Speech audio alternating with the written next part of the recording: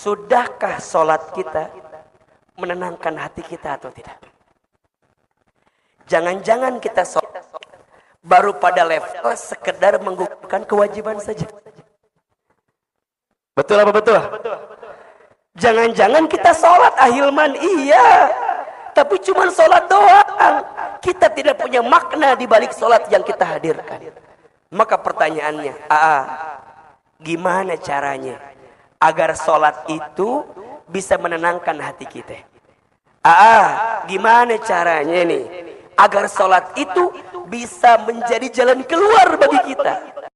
Assalamualaikum warahmatullahi wabarakatuh. Satu kali dikisahkan ada seorang sahabat bernama Abdullah bin Mas'ud radhiyallahu anhu. Siapa namanya? Abdullah bin Mas'ud. Tahu? Kenal? Di mana kenalannya? Ustaz, bagaimana kisahnya? Satu kali sahabat Abdullah bin Mas'ud radhiyallahu an pernah bertanya kepada Rasulullah sallallahu alaihi wasallam. Kata Abdullah bin Mas'ud, sa'alatun Nabi sallallahu alaihi wasallam. Saya pernah bertanya kepada Nabi sallallahu alaihi wasallam. Qala, apa kata Abdullah bin Mas'ud? Ya Rasulullah, ayyul amali ahabbu ila Allah taala. Ya Rasulullah, amal apa yang paling dicintai oleh Allah? Apa pertanyaannya? Amal apa yang paling dicintai oleh Allah? Sekarang Ustadz mau tanya ini. Bapak Ibu, kalau kita ingin dicintai oleh seseorang, maka rumusnya adalah lakukan apa yang dicintai oleh seseorang itu. Betul apa betul? Iya apa ya? Ini teman-teman nih, para jamaah, kalau ingin dicintai sama Ayahanda Wahidin Halim, maka rumusnya lakukan apa yang dicintai oleh Ayahanda. Betul apa betul? Maka sama, kalau kita ingin dicintai oleh Allah, bahkan bukan hanya dicintai, tapi ingin menjadi orang yang paling dicintai oleh Allah. Ini pertanyaan sahabat mulia Abdullah bin Mas'ud radhiyallahu anhu. Ya Rasulullah, amal apa yang paling dicintai oleh Allah? Qala, Rasulullah sallallahu alaihi wasallam menjawab, yang pertama, itu ala waktiha, salat di awal waktunya. Apa yang pertama? Salat di awal waktu atau salat pada waktunya. Qala thumma ay. Kemudian sahabat Abdullah bin Mas'ud nanya lagi, ya Rasulullah, kemudian apa lagi? Kemudian apa lagi? Qala, Rasul kemudian menjawab, yang kedua, birrul walidain, berbuat baik kepada orang tua. Apa yang kedua? Birrul walidain, percis seperti nama masjid kita, berbuat baik kepada orang tua. Qala thumma ay. Kemudian Abdullah bin Mas'ud nanya lagi, ya Rasulullah, apa lagi? Kemudian Rasul menjawab, qala al jihadu fi sabilillah, bersungguh-sungguh di jalan Allah. Ada berapa jumlahnya? Ada berapa? Tiga ini apa namanya? Amalan yang paling dicintai oleh Allah. Satu apa? Salat di awal waktu. Dua, birrul walidain, berbuat baik kepada orang tua. Tiga, jihad fi sabilillah, bersungguh-sungguh di jalan Allah. Perhatikan, dari tiga amalan di atas, ada satu amalan yang percis seperti nama masjid kita. Apa amalannya? Birrul walidain, berbuat baik kepada orang tua. Ahilman yakin Ayahanda Dr. Wahidin Halim beserta pengurus masjid ini memberikan nama birrul walidain karena ini bukti kebaikan kepada orang tuanya. Betul apa betul? Iya apa iya? Dan tolong catat baik-baik ya. Berbuat baik kepada orang tua itu adalah kunci kemuliaan dan kebahagiaan dalam hidup. Maksudnya apa? Kalau hidup kita ingin mulia, maka muliakan orang tua kita. Kalau hidup kita mau bahagia, maka bahagiakan orang tua kita. Karena apa kata Nabi? Ridullah fi ridul walidain, wasuhtullah fi suhtil walidain. Ridhonya Allah ada pada ridhonya orang tua. Murka bencinya Allah ada pada murka benci orang tua.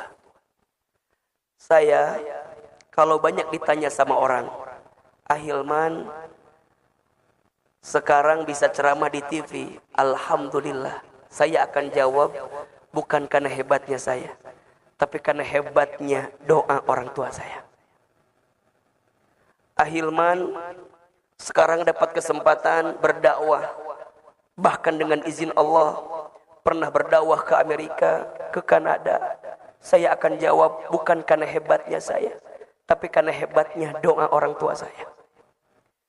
Saya dapat kesempatan sekolah S1, S2, S3 sekarang. Semuanya beasiswa. Saya akan jawab bukan karena hebatnya saya, tapi karena hebatnya doa orang tua saya. Saya asli orang Garut, ayahanda Dr. Wahidin Halim. Saya orang kampung. Dulu barangkali disebut susah juga hidup. Tapi dengan izin Allah, Allah berikan banyak kebaikan. Dan salah satunya adalah karena ucapan dan prasangka baik dari orang tua saya. Maka hadirin yang dirahmati Allah, kalau ada di antara kita yang hari ini Allah tinggikan derajatnya, mohon maaf lahir dan batin, mungkin usaha kita mah hanya berapa persen lah pengaruhnya. Tapi boleh jadi doa orang tua kita lah yang menguatkan takdir itu datang kepada kita. Betul apa betul?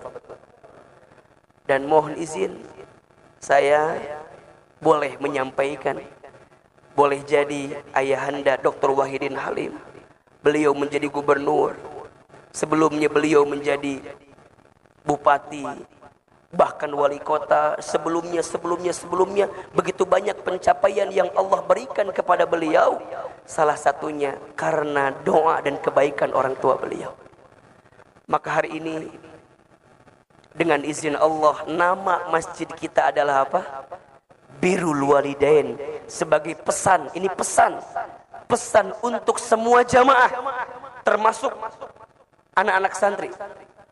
Apalagi anak-anak santri. Kalau hidup kita ingin mulia, muliakan orang tua kita. Kalau hidup kita mau bahagia, bahagiakan orang tua kita. Karena mohon maaf, kata Nabi SAW, rogima anfu,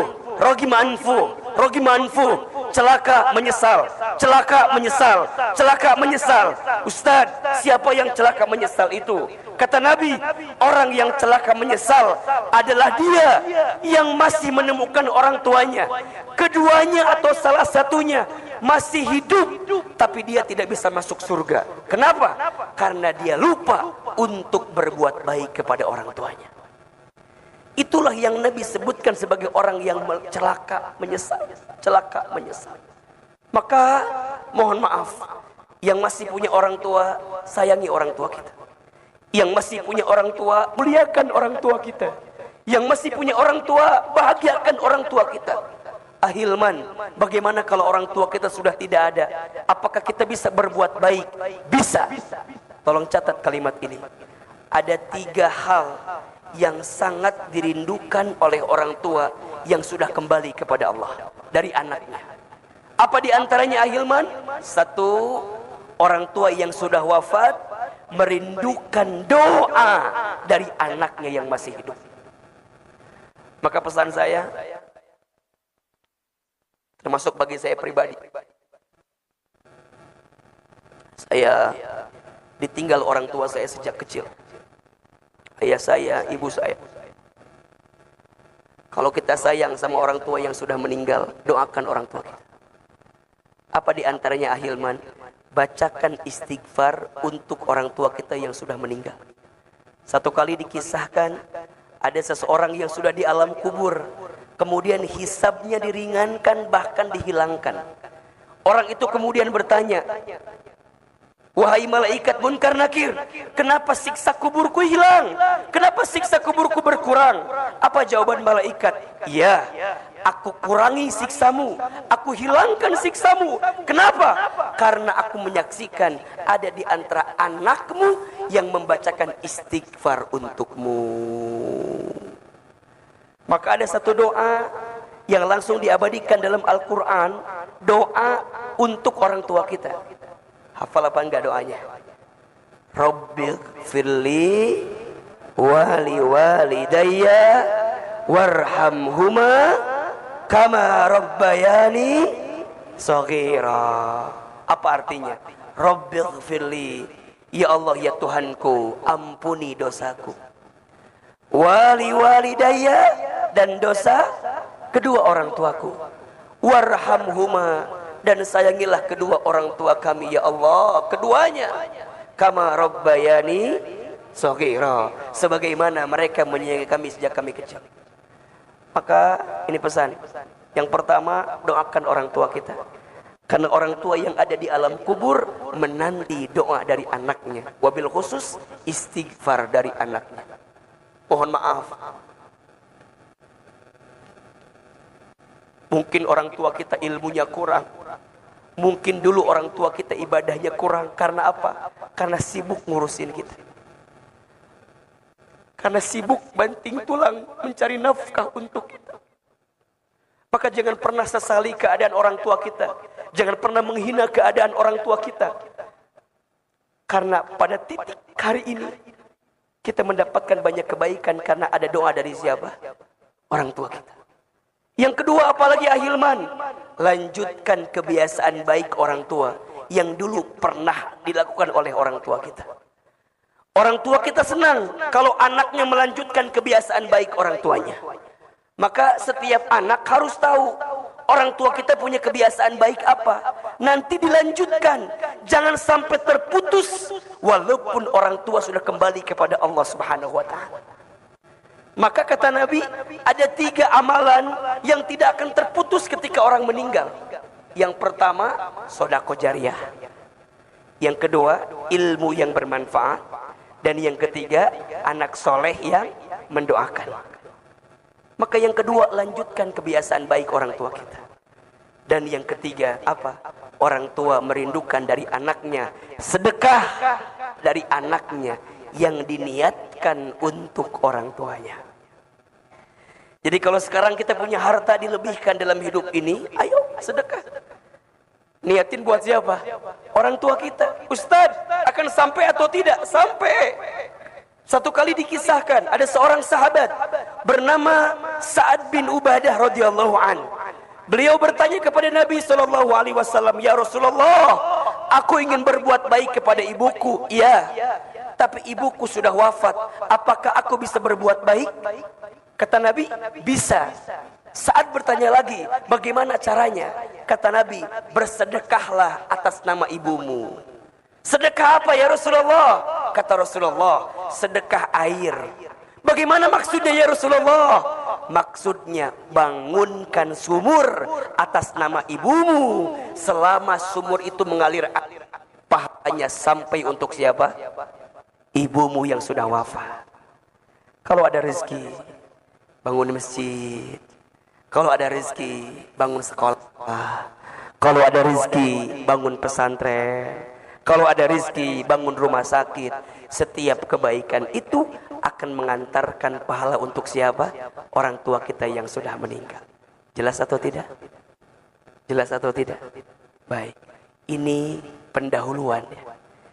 Ini belum mulai ceramah kita, belum ya. Ini baru apa? Pendahuluan.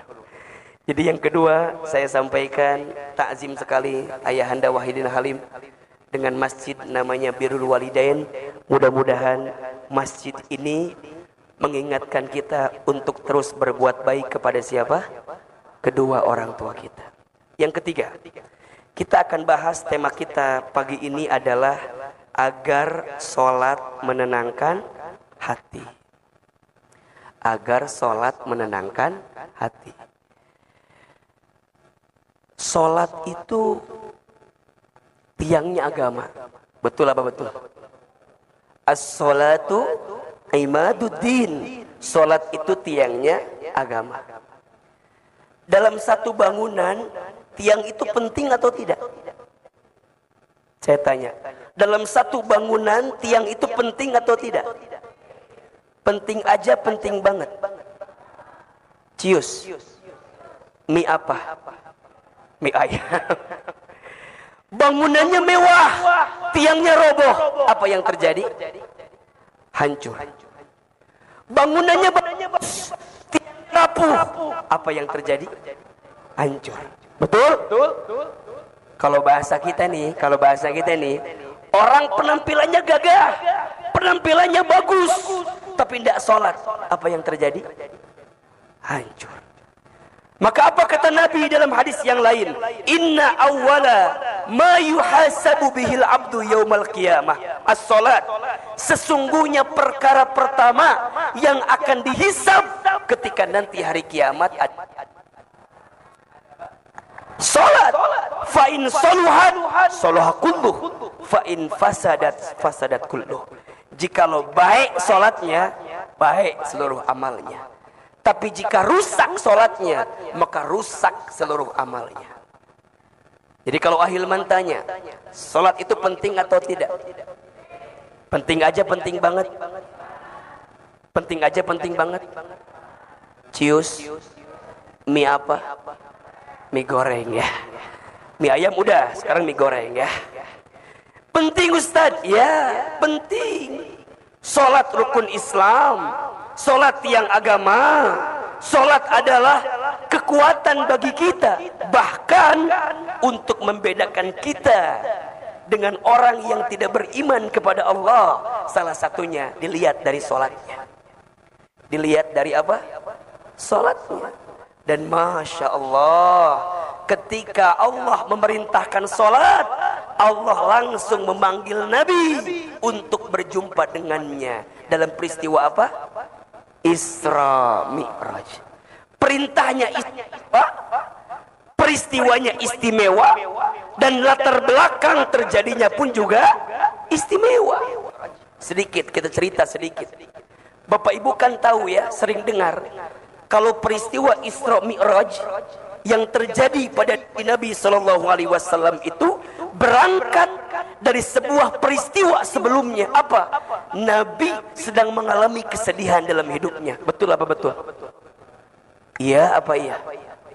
Sebelumnya Nabi mendapatkan peristiwa apa Ahilman? Satu, Nabi ditinggal oleh paman yang dicintainya. Siapa namanya? Apa? Abu Thalib. Dan yang kedua, Nabi ditinggal oleh istri tercintanya. Siapa namanya? Khadijah. Dua orang ini, Masya Allah, dua orang yang paling bela Nabi, dua orang yang paling mencintai Nabi, dan dua orang pula yang sangat dicintai oleh Nabi SAW. Pamannya Abu Thalib adalah pamannya yang mengurus Nabi dari sejak kecil. Setelah ibunya wafat, diasuh oleh kakeknya. Kakeknya wafat, diasuh oleh pamannya Abu Thalib. Banting tulang, tulang banting, kaki di kepala, kepala di kaki. Pamannya Abu Thalib mengurus Nabi SAW. Mengajarkan mengembala, mengajarkan berdagang, mengajarkan banyak hal kepada diri Nabi SAW. Diurus sejak kecil, dibesarkan sejak kecil. Maka wajar ketika pamannya wafat, Nabi sedih apa tidak? Sedih apa tidak? Sedih. Orang yang mengurus sejak kecil Ustaz dia. Dan bahkan dikisahkan pamannya Abu Thalib ini di antara paman Nabi yang kondisi ekonominya itu tidak kaya banget gitu. Bisa dibilang sederhana saja. Coba ibu bayangkan, bapak bayangkan, baginda Nabi itu tinggal bersama seorang paman yang kondisi ekonominya tidak kaya. Apa yang terjadi? Nabi tumbuh dalam kesederhanaan. Nabi tumbuh dalam kemandirian. Nabi tumbuh dalam kondisi yang begitu luar biasa, ditempa oleh pamannya. Tapi justru mohon maaf lahir batin, kondisi sulit yang Nabi rasakan sejak kecil menjadikan beliau menjadi pribadi yang tangguh dalam kehidupan. Maka mohon maaf ini, adik-adik sayang, kalau hari ini hidup kita sedang mohon maaf ya. Misalnya keluarga kita, orang tua kita, bukan orang yang kaya, mohon maaf. Jangan pernah menghina keadaan. Karena kadang-kadang seseorang itu harus dibanting agar dia terpelanting pada keadaan yang lebih baik. Betul apa betul? Iya apa iya? Seseorang kadang harus tahu rasanya pahit agar dia bisa tahu rasanya manis. Betul? Baginda Nabi SAW mendapatkan banyak pelajaran dari paman yang dicintainya. Siapa namanya?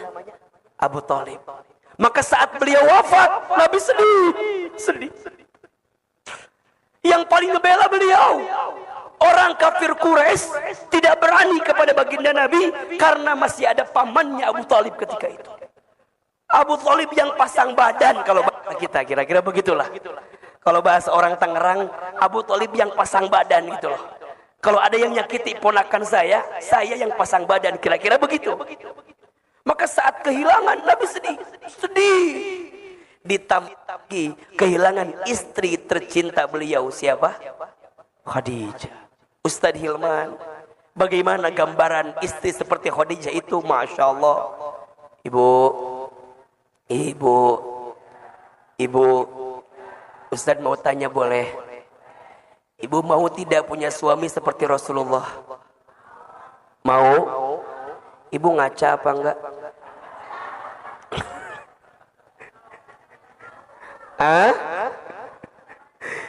Ustaz, kok gitu jawabannya? Iya, Rasulullah hebat. Iya, jangan lupakan di samping beliau ada perempuan yang hebat. Siapa?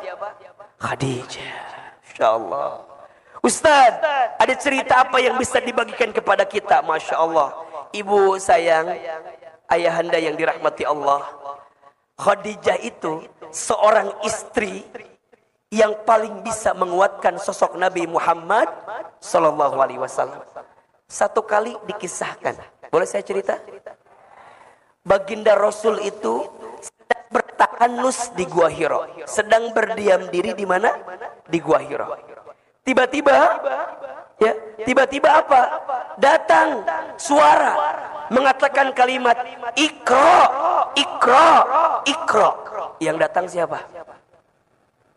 siapa? Lihat ke kanan, gak ada orang. Ke kiri, gak ada orang.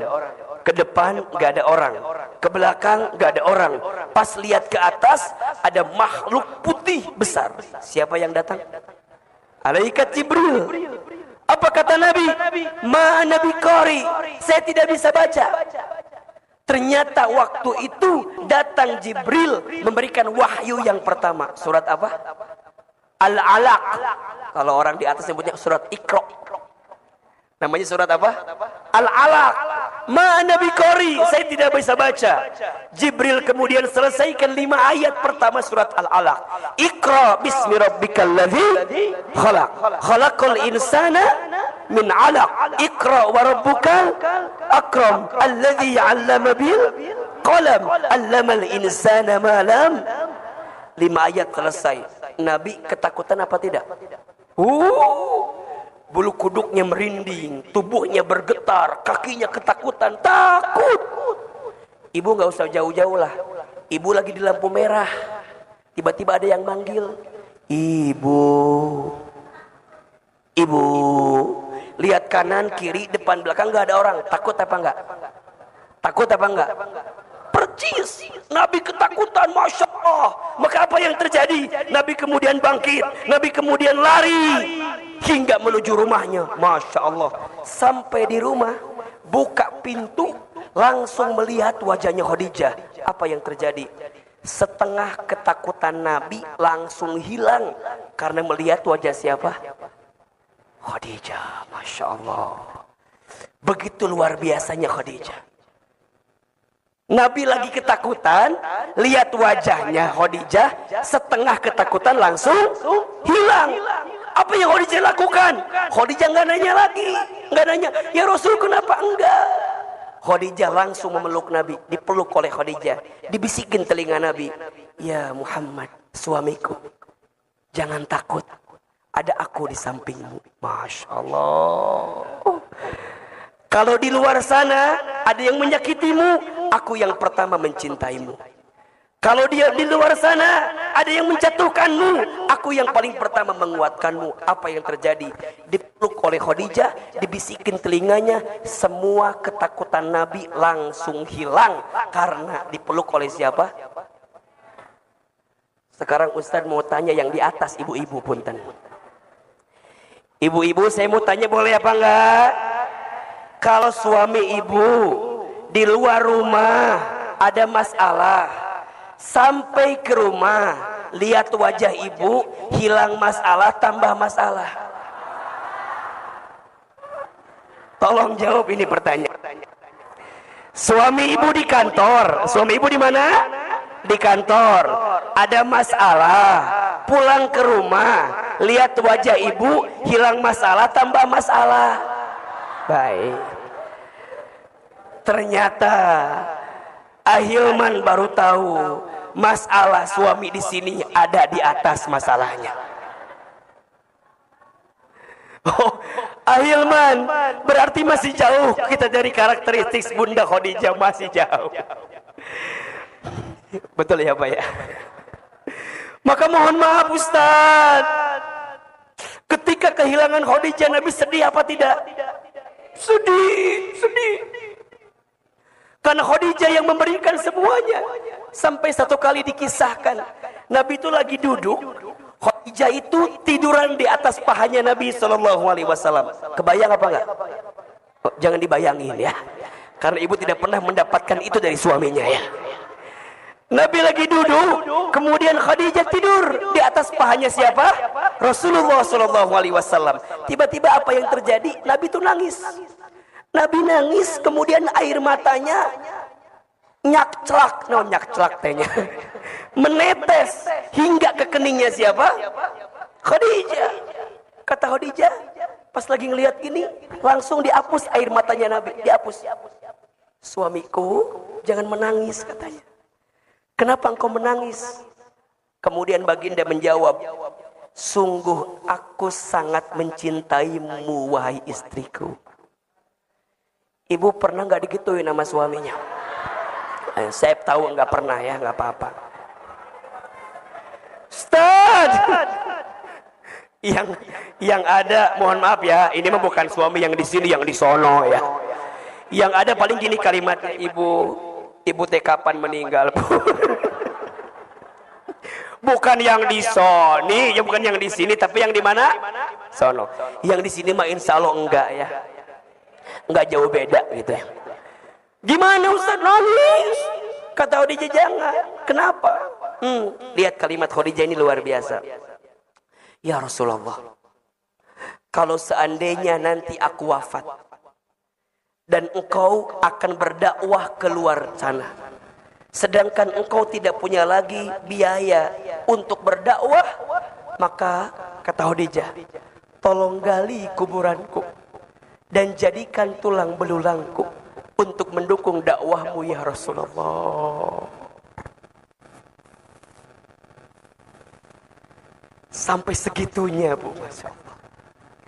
Kalau ini bahasanya kiasan ya, ini bahasanya kiasan.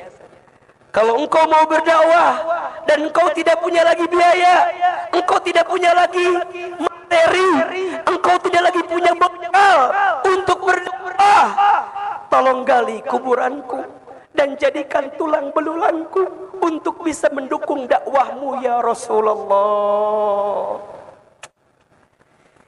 Ibu udah begitu belum sama suami Bu? Cius. Kadang-kadang kalau kita memohon maaf, uangmu, uangku, uangku, asal jarak rahu akhir Pak. Jadi gimana Ustaz? Ini saya lagi cerita. Ketika Nabi sebelum peristiwa Isra Mi'raj, Nabi sedih karena kehilangan dua orang yang dicintainya. Kehilangan Abu Thalib pamannya, kehilangan istrinya siapa? Khadijah. Maka Nabi sedih. Disebutlah tahun itu dengan tahun apa? Amul Huzni, tahun kesedihan. Tahun kesedihan. Maka dengan izin Allah, singkat cerita, Allah berikan kekuatan kepada Nabi dengan peristiwa namanya apa?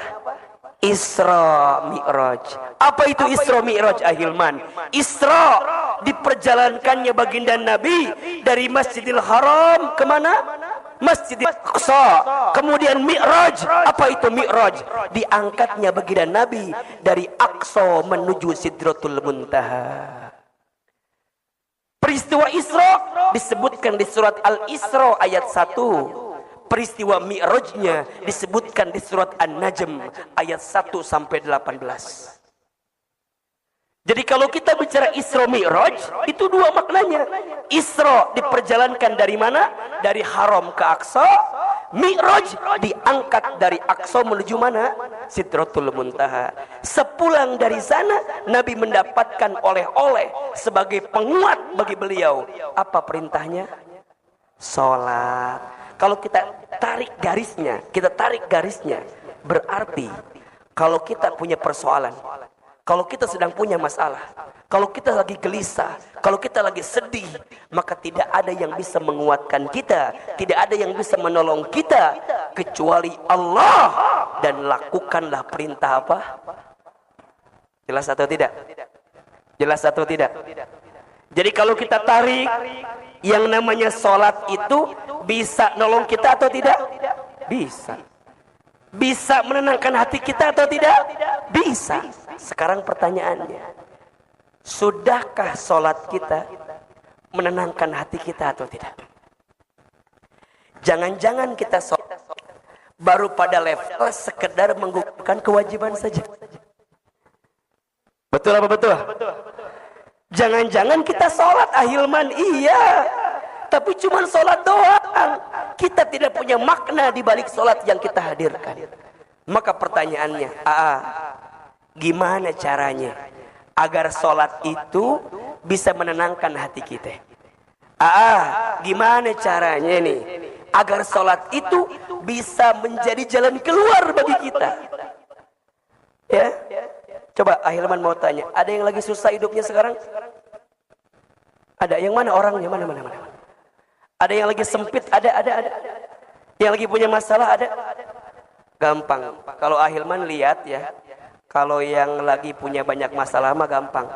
Yang duduknya paling belakang nyender ke tembok. Itu biasanya. Itu yang paling simpel jawabannya. Ya. Yang di mana duduknya? Paling belakang nyender tembok. Ustaz, kenapa yang nyender ke tembok ada masalah? Iya, karena di rumahnya tidak punya sandaran. Jadi pas ke masjid yang dicari apa? Tembok sebagai sandaran. Ahilman, ya. Tuh kan jadi kesindir. Ayahanda Wahidin langsung berubah duduknya kan. Beliau dari yang gini jadi begini. Ahilman, gimana caranya agar sholat menenangkan hati kita? Tolong catat ya. Ada 5 I. Ada berapa? Ada 5 I yang harus kita hadirkan dalam sholat agar sholat menenangkan hati kita. I yang pertama, sholat harus ikhlas. Apa yang pertama? Ikhlas. Ustadz, apa itu ikhlas? Ikhlas itu artinya menyandarkan setiap aktivitas kita hanya untuk siapa? Lillahi ta'ala. Inna sholati wa nusuki wa mahyaya wa mamati lillahi rabbil alamin. Sesungguhnya sholatku, ibadahku, hidupku, matiku hanya untuk Allah. Ibu, bapak, jangan jadikan sholat semata-mata hanya untuk karena kita punya keinginan. Jangan. Karena sholat itu apa? Perintah dari siapa? Allah. Berarti apa? Kalau kita sholat, berarti kita menunjukkan ketaatan kepada siapa? Allah. Kan banyak ya, di kita ini banyak nih. Kalau mau punya sesuatu katanya sholat. Itu benar, nggak masalah. Tetapi ingat, niatnya harus karena siapa? Harus karena Allah. Kalau niatnya bukan karena Allah, maka yang terjadi apa? Ketika sesuatu itu nggak tercapai, kita nyalain apa? Nyalain sholat. Ustadz, katanya duha itu ngelancarin rezeki, Ustadz. Iya. Tapi kok rezeki saya ini seret mulu, Ustadz. Apakah duhanya yang salah? Bukan duhanya yang salah. Betul apa betul? Banyak orang yang lupa. Bisa sholat duha saja, itu rezeki atau bukan? Tolong jawab. Bisa sholat duha itu rezeki atau bukan? Rezeki. Jadi mikirnya bukan semata-mata duha biar dapat rezeki. Jangan begitu. Mikirnya bisa duha saja itu adalah rezeki. Dan saya catatkan baik-baik kepada Bapak Ibu sekalian ya. Jangan pernah khawatir dengan rezeki. Kenapa? Rezeki sudah tertakar, tak mungkin tertukar. Catat status hari Senin itu. Rezeki sudah tertakar, tak mungkin. Selama kita masih hidup, maka selama itu masih ada catatan rezeki untuk kita. Apa kata Nabi? Ya ayuhan nas, inna ahadakum lan yamuta hatta yastakmila rizquhu. Wahai manusia, sesungguhnya di antara kamu sekalian tidak akan diwafatkan oleh Allah sampai sempurna rizkinya. Berarti kalau sekarang kita masih hidup, masih ada rezeki apa enggak? Kalau sekarang kita masih hidup nih, kita masih dikasih umur nih, masih bisa bergerak nih, masih bisa bernafas nih, masih ada rezeki atau tidak? Jangan takut. Tapi harus ikhtiar. Harus apa? Ikhtiar. Ingat, ikhtiar itu ada dua. Satu ikhtiar bumi, dua ikhtiar langit. Ikhtiar buminya kerja, ikhtiar langitnya apa? Tingkatkan ketakwaan kita kepada Allah. Harus kerja, harus usaha, harus bisnis. Jangan diam. Kenapa? Perintah Allah. Makanya Ustaz paling kesel sama orang yang bikin status akan indah pada waktunya. Apa statusnya? Akan indah pada usaha kagak mau, dagang kagak mau, silaturahmi kagak mau, ketemu sama orang kagak mau, jualin produk kagak mau, suruh sholat gak mau, sholat subuh kesiangan, malam tidur, pagi-pagi bangun-bangun bikin status. Apa statusnya? Akan indah pada waktunya. Tuh nyambung. Akan indah pada ya itu hanya berlaku bagi dia yang berusaha. Betul apa betul? Berarti rezeki atau bukan? Rezeki sebagai bentuk ketakwaan kita kepada Allah. Dan apa janji Allah kepada kita? Wa may yattaqillaha yaj'al lahu makhraja wa yarzuqhu min haitsu la yahtasib. Dan barang siapa yang bertakwa kepada Allah, Allah akan tunjukkan jalan keluar kepadanya. Dan Allah limpahkan rezeki dari jalan yang tidak disangka-sangka. Maka poin pertama, agar sholat menenangkan hati kita, kudu apa? Ikhlas. Karena siapa? Karena Allah. Berarti apa? Kita tes sholat karena kita butuh sama siapa? Allah. Jangan jadikan sholat sebagai sesuatu yang memberikan beban kepada kita, jangan. Tapi jadikan sholat sebagai kebutuhan untuk kita. Kalau kita lapar harus apa? Makan. Kalau kita haus harus apa? Minum. Kalau kita capek harus apa? Istirahat. Sama. Kalau hati kita gelisah, sholat. Kalau hidup kita susah, sholat. Kalau hati kita sempit, sholat. Itu jawabannya. Karena ikhlas dalam sholat bisa mengantarkan ketenangan hati dalam hidup kita. Yang kedua, apa ahilman? Ittiba. Apa? Salat kudu ittiba. Apa itu ittiba? Mengikuti salatnya Nabi Muhammad sallallahu alaihi wasallam. Salatlah kamu kama ra'aitumuni usolli. Salatlah kamu sebagaimana engkau melihat aku salat. Nabi itu menenangkan hatinya, mengistirahatkan hatinya dengan apa? Dengan salat. Arahni bis salat. Satu kali Nabi pernah bilang sama Bilal, wahai Bilal, istirahatkan hatiku dengan salat.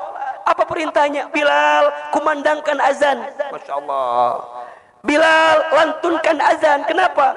Karena saat aku mendengarkan suara azan, aku bisa mendapatkan ketenangan di dalamnya.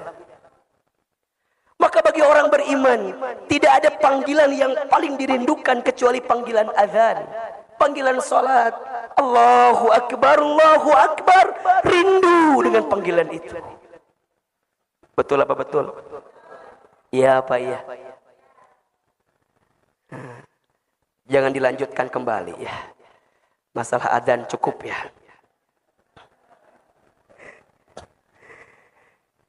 Jadi dia sangat senang dengan panggilan azan. Kenapa? Karena saat terdengar azan berarti panggilan untuk apa? Salat. Maka apa kuncinya nanti? As-salatu fi awwali waktiha. Salat di awal waktu. Itu kebiasaan Nabi SAW. Kenapa? Karena salat itu ibaratnya pertemuan penting antara seorang hamba dengan siapa? Allah. Ibu, bapak, saya gambarkan begini. Ibu janjian dulu. Waktu zaman jahiliyah dulu. Ibu janjian sama mantan pacar ibu. Yang sekarang jadi apa? Jadi suami. Janjian jam 12. Kira-kira persiapannya jam berapa?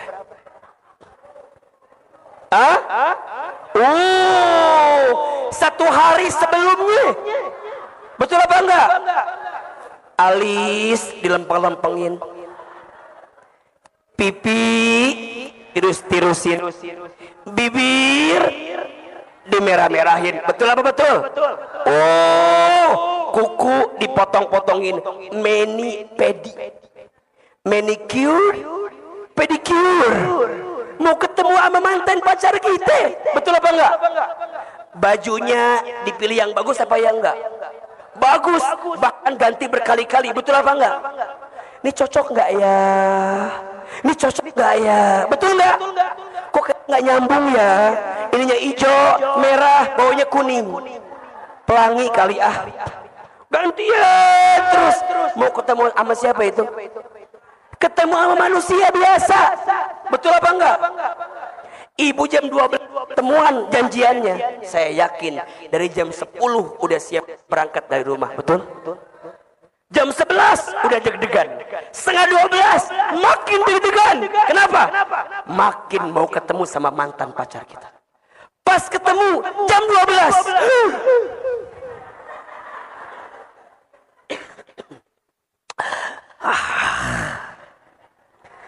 Mau makan apa? Apa jawabannya? Terserah. Ya apa enggak? Mau makan apa? Apa jawabannya? Terserah. Pas dikasih makan, makannya sepiring. Yang dimakan berapa banyak? 2 suap. Kok makannya dikit? Iya, lagi diet. Jaga image betul. Iya apa ya? Jaga image, ya kan? Pertanyaannya, kalau udah ketemu, pengen cepet-cepet atau buru-buru? Pengen cepet-cepet atau lama-lama? Buru-buru. Pengen buru-buru. Pengennya lama-lama. Janjiannya sejam. Pas udah ketemu, yo setannya lain kan? Aku pulang ya. Jangan. Aku masih angel.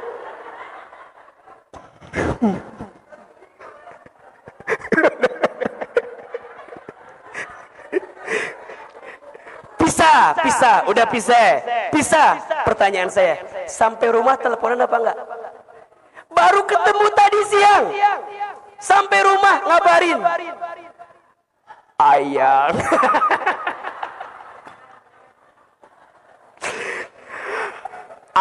udah sampai, Neng udah sampai, nanya lagi, jangan lupa makan ya. Si awatnya lagi sensi, kan tadi baru makan, kamu pengen aku gemuk ya, ingetin makan mulu. Terus malamnya teleponan, itu Amiman. Betul apa betul? Sekarang saya mau tanya, azan zuhur jam 12, kita siap-siap jam berapa? Jam 2 baru datang. Azan zuhur jam berapa? Jam 12. Baru sholat jam berapa? Jam 2. Ibaratnya lah, bapak mau ketemu sama ayah Wahidin, dijanjiin jam 12, datang jam 2, ditinggal apa enggak? Di SP tinggal lagi. Sekarang mohon maaf, bayangkan berapa kali kita meninggalkan sholat dalam waktu yang tepat. Betul apa enggak? Allah lagi nungguin kita, Allah menanti kita, kita yang butuh sama Allah. Allah nungguin kita, 5 waktu Allah siapin bagi kita. Ente kemana aja? Makanya nih ya, kalau bapak ibu waktunya ingin dikelola dengan baik, gampang, perbaiki sholat dah. Betul apa enggak? Kan hidup kita ini sebenarnya menunggu dari waktu sholat ke waktu sholat. Betul apa enggak? Hari ini tadi pagi nih, sholat subuh nih, sholat subuh. Habis ini kita gerak aktivitas, nungguin sholat apa? Zuhur. Habis zuhur aktivitas lagi, nungguin apa? Asar. Habis asar aktivitas lagi, nungguin apa? Maghrib. Kemudian duduk sebentar, nungguin apa? Isya. Kemudian tidur, nungguin apa? Gitu-gitu aja. Makanya mohon maaf ya, kalau saya dengan izin Allah kan saya jadi konsultan di beberapa perusahaan. Jadi indikator kalau mau rapat itu jangan bertanya kapan mulainya, tapi pertanyaannya kapan breaknya, agar pas jam 12 itu beres. Ketemu sholat apa? Zuhur. Jam berapapun mulainya, ketemu zuhur, break, selesai, sholat dulu. Cakep. Kalau kita pertanyaannya apa? Mulainya jam berapa? Bukan akhirnya jam berapa. Nah, akhirnya ini patokannya apa? Waktu sholat, waktu azan. Sekarang saya mau tanya, jadi azan itu penting atau tidak? Kok jadi ke azan lagi sih? Penting, pengingat bagi kita itu. Betul apa enggak? Sholat di awal waktu. Ibu ibaratkan seperti ibu ketemu sama mantan pacar ibu tadi, bapak ibaratkan bapak ketemu sama orang penting. Waktunya nggak boleh meleset. Betul apa enggak? Kita ketemu klien, ya, ketemu rekan bisnis, ya, ketemu pimpinan kita, ya, kan nggak bisa telat, ya nggak sih? Maunya tepat waktu. Ittiba, ikuti sholatnya Rasulullah Shallallahu Alaihi Wasallam. Salah satunya apa? Sholat di awal waktu. Naik lagi Ustadz, ya, sholat harus pakai ilmu. I yang ketiga. I yang pertama apa? Ikhlas. I yang kedua, ittiba. I yang ketiga, ilmu. Orang yang sholat pakai ilmu sama yang tidak beda atau sama? Beda. Sederhananya, pahami setiap bacaan sholat. Coba. Allahu Akbar. Apa artinya? Apa artinya?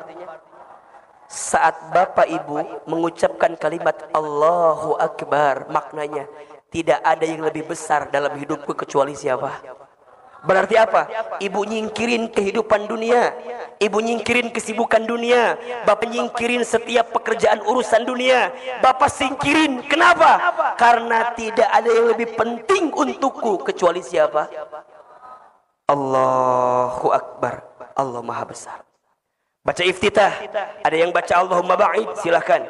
Ada yang baca Allahu Akbar kabira, silahkan. Setelah itu baca Al-Fatihah. Bismillahirrahmanirrahim. Apa artinya? Dengan menyebut namamu ya Allah, yang maha pengasih lagi maha penyayang. Apa maknanya? Ya Allah, Kalau saat ini hamba sedang tersakiti, hamba sedang terluka, hamba sedang kecewa, hamba tenang ya Allah, karena hamba punya Engkau yang Maha Pengasih lagi Maha Penyayang. Jadi gimana? Gak akan sedih berlebihan, gak akan kecewa berlebihan, gak akan putus asa berlebihan. Kenapa? Karena kita punya siapa? Allah, Allah Ar-Rahman Ar-Rahim. Alhamdulillahi Rabbil Alamin. Ya Allah, segala puji hanya bagimu, Tuhan semesta alam. Kalimat Alhamdulillah mengajarkan kita untuk menghilangkan kesombongan dalam diri kita. Yang ngasih kita harta siapa? Yang ngasih kita harta siapa? Yang ngasih kita umur siapa? Yang ngasih kita sehat siapa? Yang ngasih kita pangkat siapa? Yang ngasih kita jabatan siapa? Allah. Saat kita baca Al-Fatihah, ya Allah, tidak ada yang berhak dipuji kecuali Engkau ya Allah. Jadi kalau ada orang yang muji kita, ada orang yang hormat sama kita, ada orang yang menghargai kita, ada orang yang memuliakan kita, satu jawabannya apa? Karena Allah nutupin aib-aib kita saja. Kalau seandainya aib kita dibuka, apa yang mau kita banggakan? Gak ada. Kita ini cuma tutup pakai casing aja sama Allah. Betul apa enggak? Maka saat baca Fatihah, hilang kesombongan. Makanya aneh kalau ada orang yang sholat tapi sombong, aneh. Saya ulangi. Ada orang yang sholat tapi sombong, aneh. Kenapa?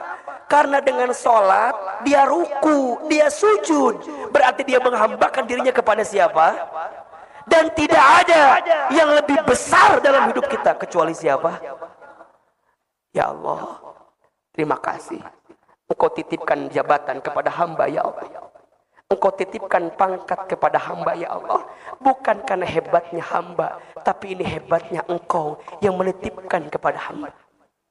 Betul apa betul? Mohon maaf ya. Kadang-kadang kan kita ayahanda suka ini ya, kadang suka mikir kita ini. Kok bisa ya? Kadang ya, saya pada posisi saya ya. Ya Allah, alhamdulillah ya. Sekarang dengan izin Allah ya, bisa di televisi, bisa ceramah begini. Kalau bicara mohon maaf ya. Yang lebih pintar banyak apa enggak? Banyak. Yang lebih hebat banyak apa enggak? Banyak. Makanya kadang-kadang malu Ustaz. Saya tuh kalau bicara begini, usia ini masih muda, banyak guru-guru kita malu. Tapi kalau saya merenung, Allah, Engkau tidak mungkin mengizinkan sesuatu kecuali Engkau titipkan kebaikan di dalamnya. Itu aja husnuzonnya. Nah, pelutong.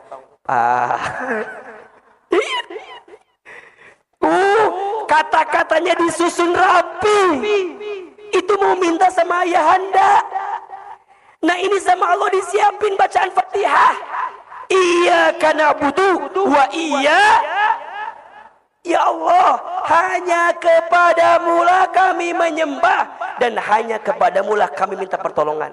Kan kalau bahasa kita gini, Ayahanda Wahidin, karena aneh ini udah kerja berapa tahun sama bapak nih. Ya kan kita bahasa gitu loh. Bapak udah ngasih aneh rumah, udah ngasih aneh kendaraan. Satu lagi Pak, apa? Aneh mau nikah lagi Pak. Mintanya kan kadang-kadang banyak. Kenapa minta sama orang itu? Karena kita percaya orang itu bisa ngasih permintaan kita. Betul apa enggak? Sama cara kita minta kepada Allah. Jadi pertanyaannya, sholat yang pakai ilmu sama yang tidak beda atau sama? Beda. Rasanya beda. Beda rasanya. Maka nanti ada yang keempat. Satu tadi apa? Ikhlas. Dua, ittiba. Tiga, ilmu. Ada yang keempat. Sholat harus ihsan. Harus apa? Ihsan. Ahilman, apa itu ihsan? Ihsan itu artinya anta budallaha ka'annaka tarahu fa illam takun tarahu fa innahu yaraka. Engkau beribadah seakan-akan engkau melihat Allah, dan jika engkau tidak melihat Allah, Allah melihat kamu. Jadi gimana Ustaz? Ini saya lagi cerita. Ketika Nabi sebelum peristiwa Isra Mi'raj, Nabi sedih karena kehilangan dua orang yang dicintainya. Kehilangan Abu Thalib pamannya, kehilangan istrinya siapa? Khadijah. Maka Nabi sedih. Disebutlah tahun itu dengan tahun apa? Amul Huzni, tahun kesedihan. Tahun kesedihan. Maka dengan izin Allah, singkat cerita, Allah berikan kekuatan kepada Nabi dengan peristiwa namanya apa? Isra Mi'raj. Apa itu Isra Mi'raj, Ahilman? Isra diperjalankannya baginda Nabi dari Masjidil Haram kemana? Masjidil Aqsa. Kemudian Mi'raj. Apa itu Mi'raj? Diangkatnya baginda Nabi dari Aqsa menuju Sidratul Muntaha.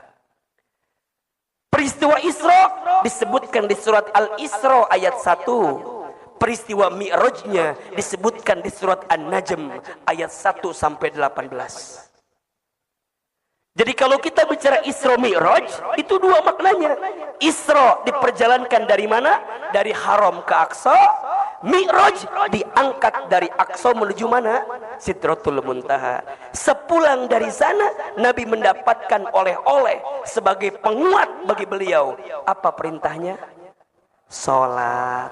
Kalau kita tarik garisnya, berarti kalau kita punya persoalan, kalau kita sedang punya masalah, kalau kita lagi gelisah, kalau kita lagi sedih, maka tidak ada yang bisa menguatkan kita, tidak ada yang bisa menolong kita kecuali Allah.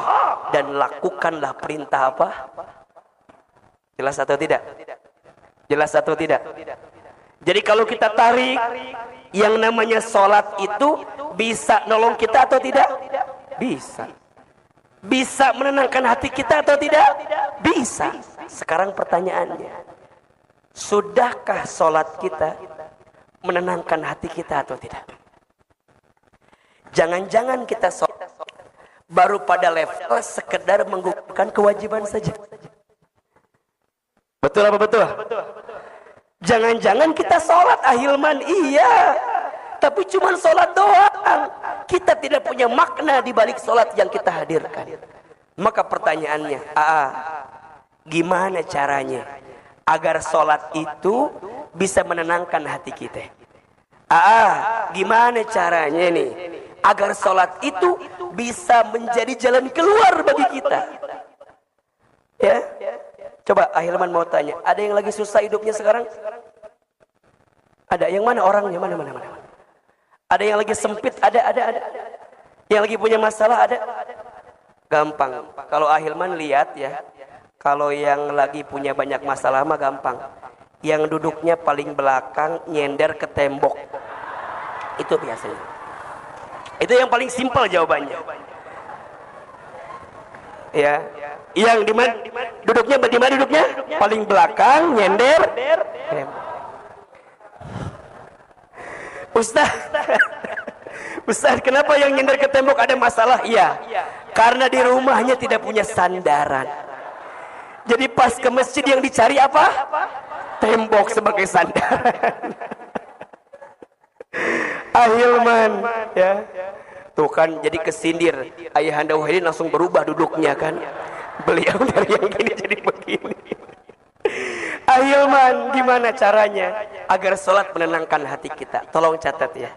Ada 5 I. Ada berapa? Ada 5 I yang harus kita hadirkan dalam sholat agar sholat menenangkan hati kita. I yang pertama, sholat harus ikhlas.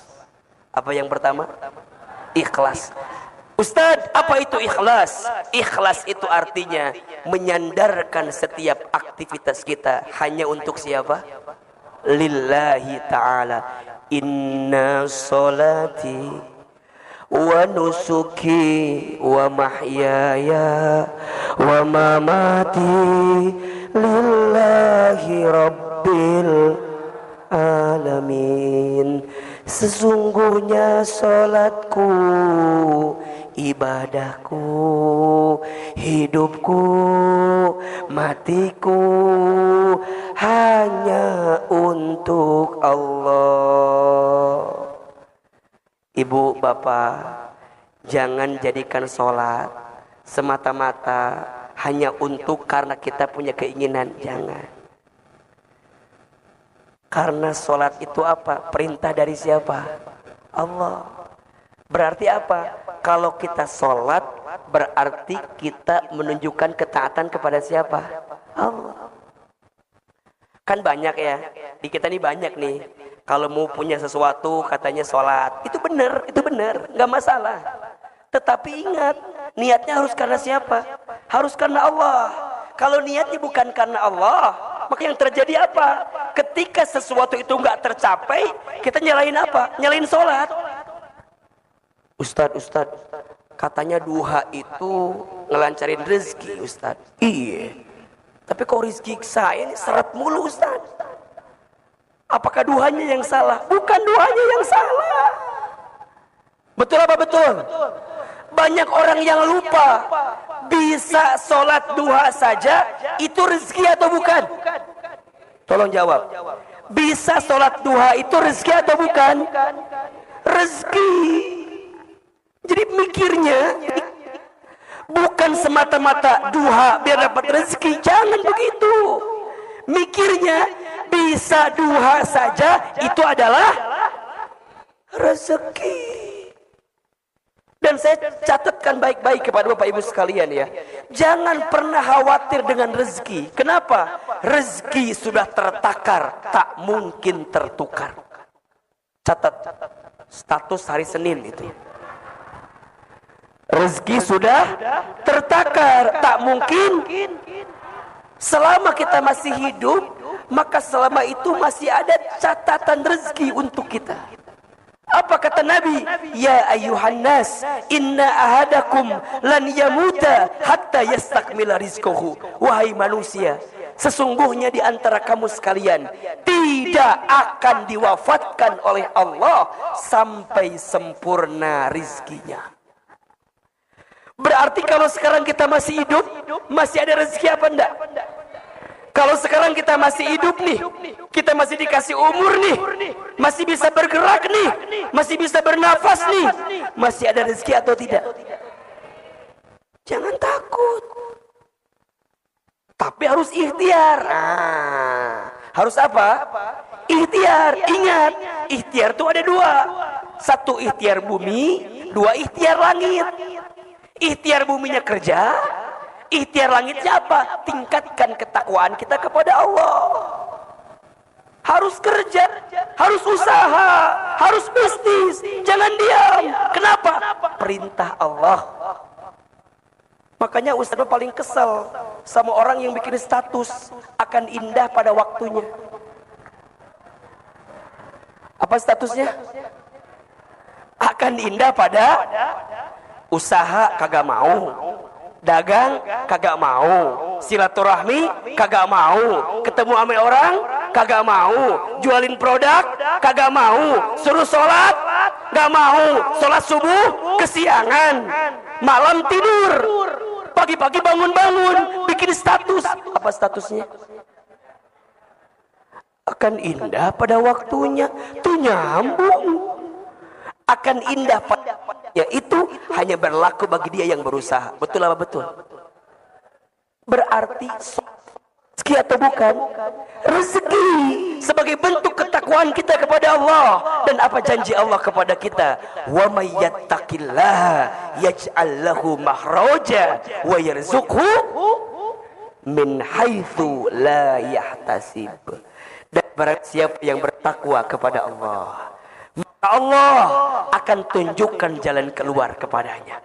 Dan Allah limpahkan rezeki dari jalan yang tidak disangka-sangka. Maka poin pertama, agar sholat menenangkan hati kita, kudu apa? Ikhlas. Karena siapa? Karena Allah. Berarti apa? Kita tes sholat karena kita butuh sama siapa? Allah. Jangan jadikan sholat sebagai sesuatu yang memberikan beban kepada kita, jangan. Tapi jadikan sholat sebagai kebutuhan untuk kita. Kalau kita lapar harus apa? Makan. Kalau kita haus harus apa? Minum. Kalau kita capek harus apa? Istirahat. Sama. Kalau hati kita gelisah, sholat. Kalau hidup kita susah, sholat. Kalau hati kita sempit, sholat.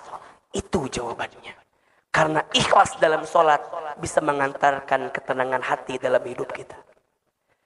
Yang kedua, apa ahilman? Ittiba. Apa? Salat kudu ittiba. Apa itu ittiba? Mengikuti salatnya Nabi Muhammad sallallahu alaihi wasallam. Salatlah kamu kama ra'aitumuni usolli. Salatlah kamu sebagaimana engkau melihat aku salat. Nabi itu menenangkan hatinya, mengistirahatkan hatinya dengan apa? Dengan salat. Arahni bis salat. Satu kali Nabi pernah bilang sama Bilal, wahai Bilal, istirahatkan hatiku dengan salat. Apa perintahnya? Bilal, kumandangkan azan. Masya Allah. Bilal, lantunkan azan. Kenapa? Karena saat aku mendengarkan suara azan, aku bisa mendapatkan ketenangan di dalamnya. Maka bagi orang beriman, tidak ada panggilan yang paling dirindukan kecuali panggilan azan, panggilan salat. Allahu Akbar, Allahu Akbar.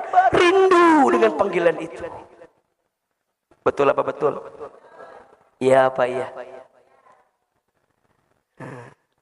Jangan dilanjutkan kembali ya. Masalah adzan cukup ya.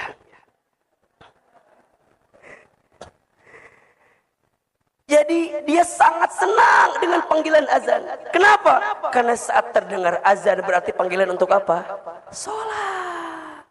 Maka apa kuncinya nanti? As-salatu fi awwali waqtiha. Salat di awal waktu. Itu kebiasaan Nabi SAW. Kenapa? Karena salat itu ibaratnya pertemuan penting antara seorang hamba dengan siapa? Allah. Ibu, bapak, saya gambarkan begini. Ibu janjian dulu. Waktu zaman jahiliyah dulu. Ibu janjian sama mantan pacar ibu. Yang sekarang jadi apa? Jadi suami. Janjian jam 12. Kira-kira persiapannya jam berapa?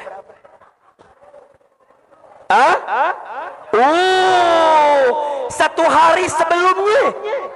Betul apa enggak? Alis dilempeng-lempengin,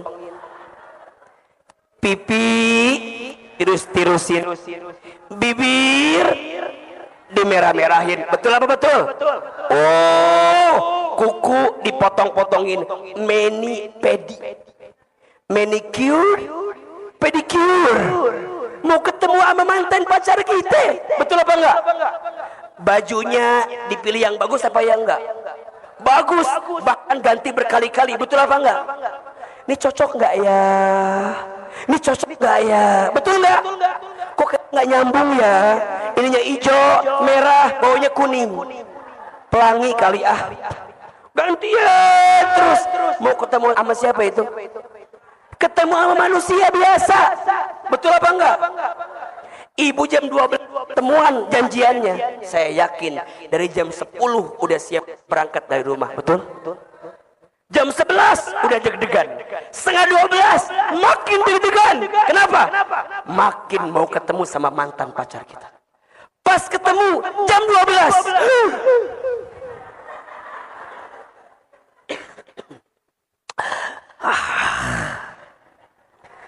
Mau makan apa?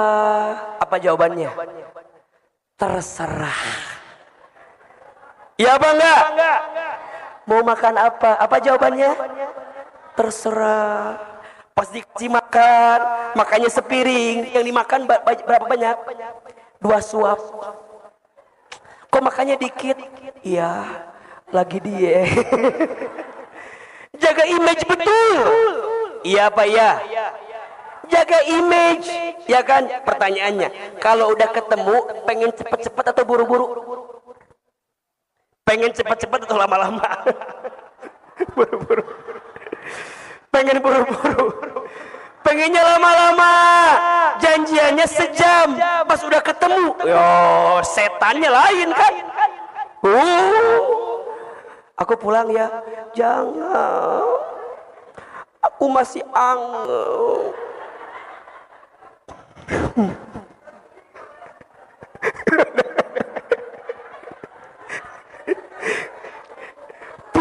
Pisah, udah pisah. Pertanyaan saya, sampai rumah teleponan apa enggak? Baru ketemu tadi siang. Sampai rumah ngabarin, ayang.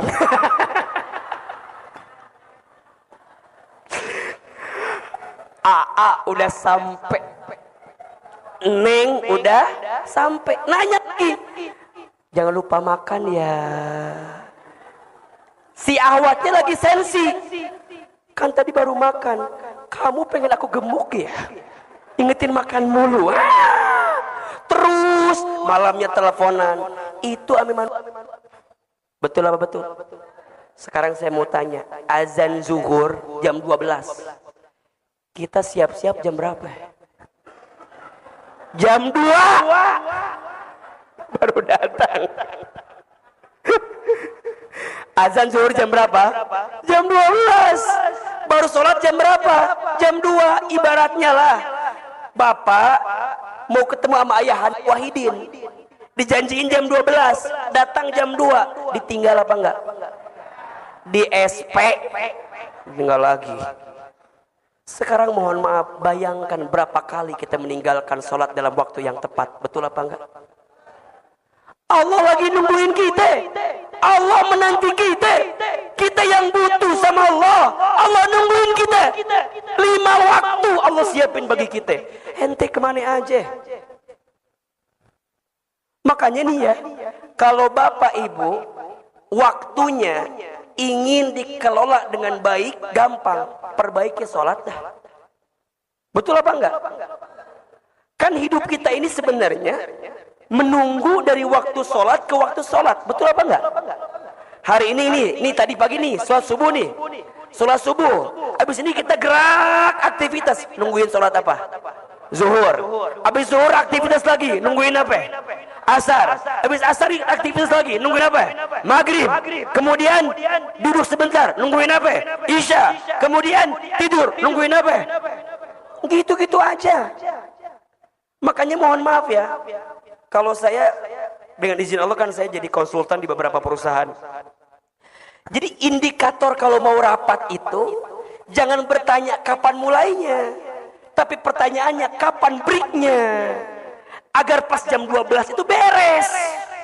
Ketemu sholat apa? Zuhur. Jam berapapun mulainya, ketemu zuhur, break, selesai, sholat dulu. Cakep. Kalau kita pertanyaannya apa? Mulainya jam berapa? Bukan akhirnya jam berapa? Nah, akhirnya ini patokannya apa? Waktu sholat, waktu azan. Sekarang saya mau tanya, jadi azan itu penting atau tidak?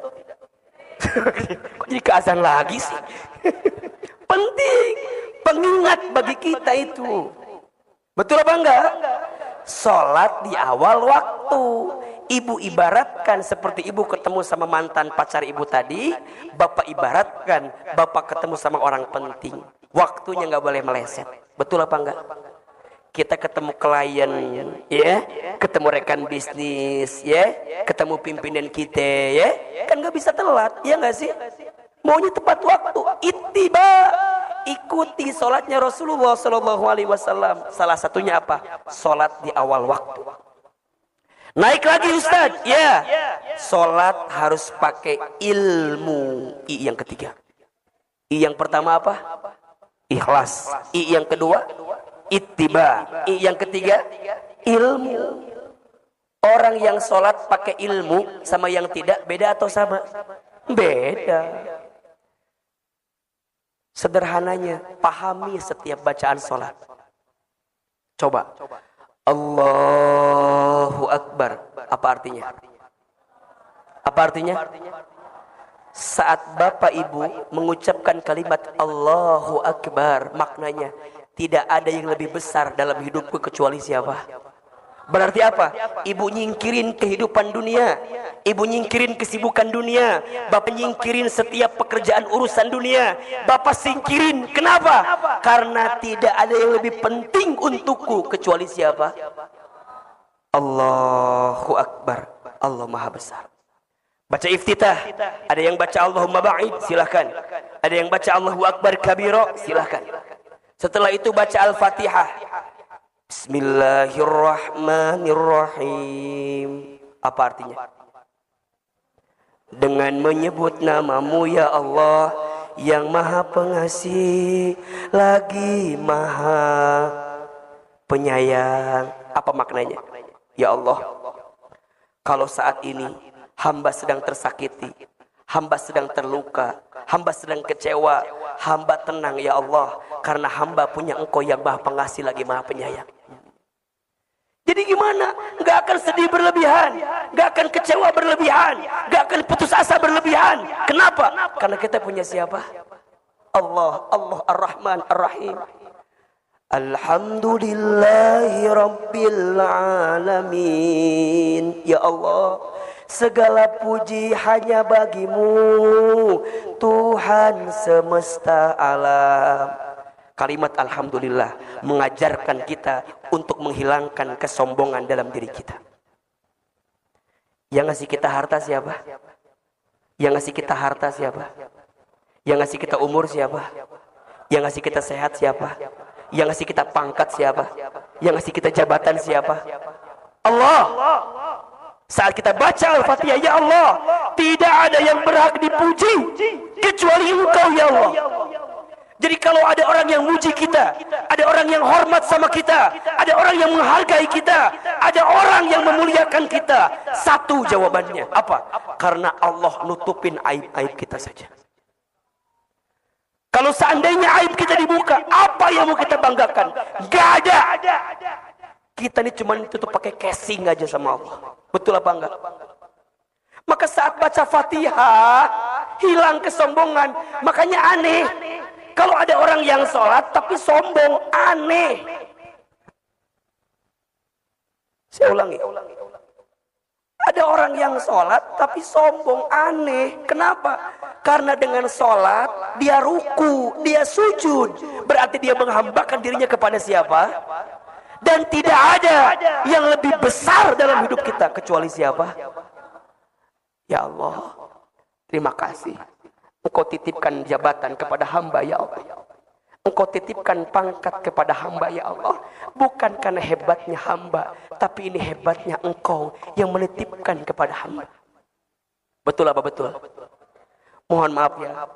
Kadang-kadang kan kita ayahanda suka ini ya, kadang suka mikir kita ini.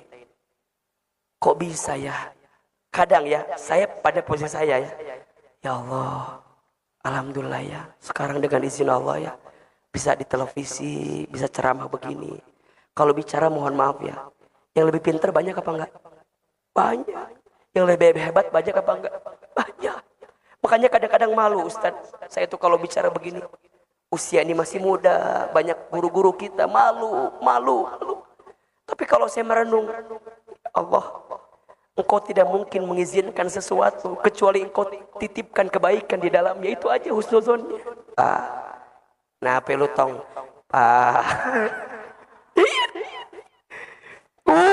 Kata-katanya disusun rapi. Itu mau minta sama ayahanda. Nah, ini sama Allah disiapin bacaan Fatihah. Iyyaka na'budu wa Ya Allah, hanya kepadamu lah kami menyembah dan hanya kepadamu lah kami minta pertolongan. Kan kalau bahasa kita gini, Ayahanda Wahidin, karena aneh ini udah kerja berapa tahun sama bapak nih. Ya kan kita bahasa gitu loh. Bapak udah ngasih aneh rumah, udah ngasih aneh kendaraan. Satu lagi Pak, apa? Aneh mau nikah lagi Pak. Mintanya kan kadang-kadang banyak. Kenapa minta sama orang itu? Karena kita percaya orang itu bisa ngasih permintaan kita. Betul apa enggak? Sama cara kita minta kepada Allah. Jadi pertanyaannya, sholat yang pakai ilmu sama yang tidak beda atau sama? Beda. Rasanya beda. Beda rasanya. Maka nanti ada yang keempat. Satu tadi apa? Ikhlas. Dua, ittiba. Tiga, ilmu. Ada yang keempat. Sholat harus ihsan. Harus apa? Ihsan. Ahilman, apa itu ihsan? Ihsan itu artinya anta budallaha ka'annaka tarahu fa illam takun tarahu fa innahu yaraka. Engkau beribadah seakan-akan engkau melihat Allah, dan jika engkau tidak melihat Allah, Allah melihat kamu. Merasa diawasi oleh siapa? Allah. Bapak kerja, diawasi sama atasan, serius nggak kerjanya? Sungguh-sungguh atau tidak? Sama dengan sholat kita. Kalau udah ihsan, sholatnya nggak akan buru-buru, pasti tumanina. Apa itu tuh namanya? Tenang.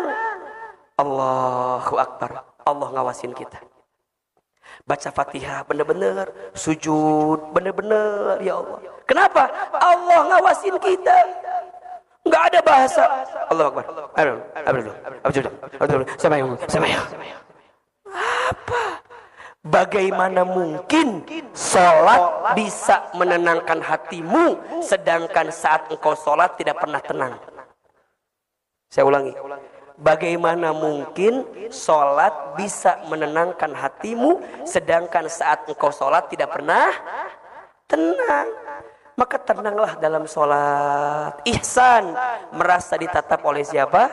Allah. Dan yang kelima, ini terakhir. Apa? Sholat kudu istiqamah. Apa?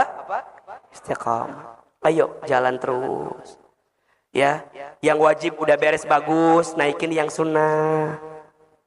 Apa diantaranya? Tahajud, duha, qobliyah, ba'diyah, dijaga betul. Terutama sholat tahajud ya. Ini pesan Ahilman untuk adik-adik Ahilman terutama nih. Adik-adik sayang, kalau hidup kita mau mulia, jaga sholat tahajud ya. Karena sholat tahajud itu adalah sholat yang akan mengantarkan kemuliaan pada diri seseorang. Makin baik tahajudnya, makin mudah Allah muliakan hidupnya. Surat Al-Isra ayat 79. Apa kata Allah? Wa minal laili fatahajjad bihi nafilatan laka asa ayyab asaka rabbuka maqaman mahmuda. Dan di waktu malam bangunlah, dirikan salat tahajud sebagai tambahan untuk kehidupanmu. Niscaya Allah akan angkat derajatmu maqaman mahmuda, ke tempat yang paling tinggi. Adik-adik, mau cepat hafalannya, mau dibukakan cara kita berfikirnya, tahajud. Ahilman dengan izin Allah coba ngamalin itu. Saya dulu di pesantren belajar betul menjaga itu. Mungkin Bapak Ibu tahu, Ayahanda Wahidin juga mungkin tahu. Saya dulu pesantren di Darul Arqam. Salah satu alumninya ulama dari Banten juga yang terkenal sekarang, Ustadz Adi Hidayat. Saya adik kelas beliau di pesantren di Garut. Kita beda 4 tahun atau 5 tahun dengan beliau. Kemudian kita pernah dapat kesempatan berangkat ke Jepang. Kemudian juga sempat ke Amerika. Kemudian dengan izin Allah sekolah sekarang. Salah satunya itu, saya jaga betul birrul walidain. Dan yang kedua, salah satunya jaga tahajud itu. Jadi teman-teman yang dirahmati Allah, Bapak Ibu, terutama ini nasihat buat adik-adik semua. Jangan lihat Ahilman sekarang ya, tapi lihat prosesnya. Adik-adik lagi ngafalin sekarang ya. Ada yang sudah hafal 30 juz? Juz 30? Ada. Coba yang paling banyak siapa hafalannya? Nah, antum berapa? Hah? 14 juz ya, baik. 14 berarti juz 14 juz ya, oke. Nanti dari Ahilman kasih uang 200.000 rupiah ya buat yang 14 insyaallah. Ada lagi yang di bawah 14 juz? Berapa? Di bawah lagi siapa? Ada yang 10?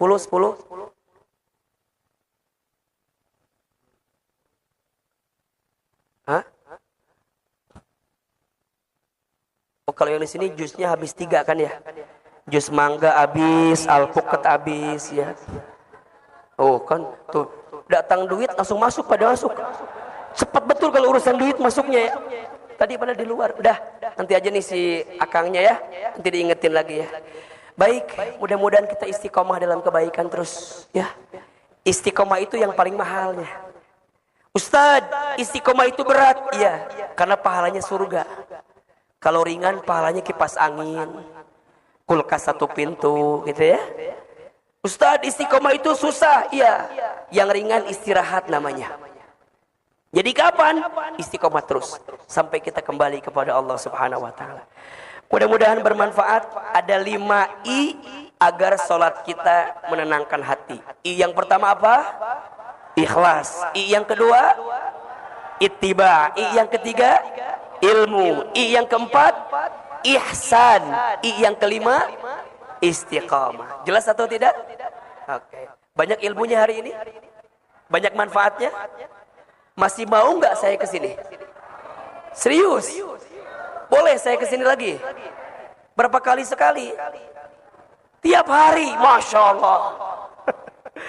Mudah-mudahan ini silaturahim yang membawa manfaat. Ayahanda Wahidin, mohon izin ananda banyak salah, banyak berkata, pasti banyak khilafnya. Mudah-mudahan Allah menerima amal kebaikan kita. Terakhir, mari kita angkat kedua telapak tangan kita. Kita berdoa kepada Allah Subhanahu wa taala. Semoga Allah merahmati dan memberkahi pertemuan kita semua. Istighfar 3 kali. Astaghfirullahaladzim. Astaghfirullahaladzim. Astaghfirullahaladzim. Aminkan dalam hati masing-masing. A'udzubillahi minasyaitonirrajim. Bismillahirrahmanirrahim. Alhamdulillahi rabbil alamin. Allahumma salli ala sayyidina Muhammadin wa ala alihi wa ashabihi ajma'in. Allahumma la tada' lana dhanban illa ghafartah wa la hamman illa farajtah wa la aiban illa satartah wa la maridun illa syafaitah wa la daynan illa qadaitah wa la hajatan min hawaijid dunya wal akhirah illa qadaitah wa yassartaha. Ya Allah, ya Rahman, ya Rahim, tidak ada yang hadir pagi ini kecuali di antara kami yang banyak dosa, Engkau ampuni dosa-dosa kami ya Allah. Kami yang banyak salah, Engkau ampuni kesalahan kami. Kami yang banyak hilaf, Engkau ampuni kehilafan kami. Ya Allah, ya Rabbana, begitupun kami minta kepadamu, ampuni dosa kedua orang tua kami. Ampuni kesalahan ayah ibu kami.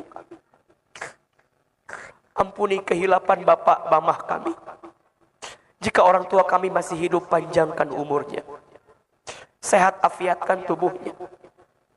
Muliakan hari-hari tuanya. Dan mampukan kami untuk bisa membahagiakan orang tua kami. Namun seandainya orang tua kami sudah wafat, kami mohon ya Allah, lapangkan alam kuburnya.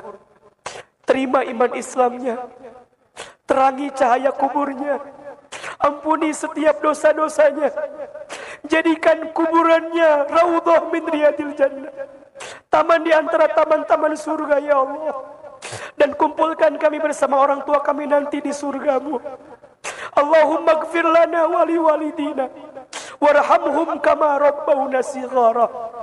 Ya Allah, ya Rabbana, tidak ada yang sedang gelisah di antara kami pagi ini kecuali Engkau tenangkan hatinya. Yang sedang susah, Engkau mudahkan hidupnya. Yang sedang punya masalah, Engkau angkat masalahnya. Yang sedang punya kesulitan, Engkau tunjukkan jalan keluarnya. Yang sedang sempit, Engkau lapangkan urusannya. Yang sedang sakit, Engkau sembuhkan penyakitnya. Yang sedang punya hajat, Engkau kabulkan hajat-hajatnya. Ya Allah, ya Rabbana, hari ini kami sudah berada di bulan Rajab ya Allah. Kami mohon kepadamu, Allahumma barik lana fi Rajab wa Sya'ban wa balighna Ramadan. Ya Allah, berkahi kami di bulan Rajab, berkahi kami di bulan Sya'ban, dan sampaikan kami untuk bisa berjumpa dengan Ramadan. Sampaikan kami untuk bisa bertemu dengan Ramadan. Sampaikan kami agar bisa menikmati bulan Ramadan. Ya Allah, ya Rabbana, istiqomahkan kami dalam ketaatan kepadamu ya Allah. Istiqomahkan kami dalam kesolehan ya Allah. Salah satunya ya Allah, bimbing kami agar sholat di awal waktu ya Allah. Jadikan kami hamba-Mu yang musallin, orang-orang yang menjaga sholat ya Allah. Ya Allah, ya Rabbana, panjangkan umur kami dalam keberkahan kepadamu ya Allah. Berkahi umur kami ya Allah. Berkahi rizki kami ya Allah. Berkahi keluarga kami ya Allah. Berkahi rumah tangga kami ya Allah. Berkahi tempat kami tinggal ya Allah. Berkahi Provinsi Banten ya Allah. Berkahi para pemimpin di Provinsi Banten ya Allah. Jaga para pemimpin kami dalam menegakkan amanah yang baik ya Allah. Rabbana zalamna anfusana wa illam taghfir lana wa tarhamna lanakunanna minal khasirin. Bismillahilladzi la yadhurru ma'asmihi syai'un fil ardi wala fis sama wa huwas samiul alim. Ya Allah, angkat kesulitan kami ya Allah. Angkat bala musibah bencana di antara kami ya Allah. Angkat penyakit Covid ya Allah.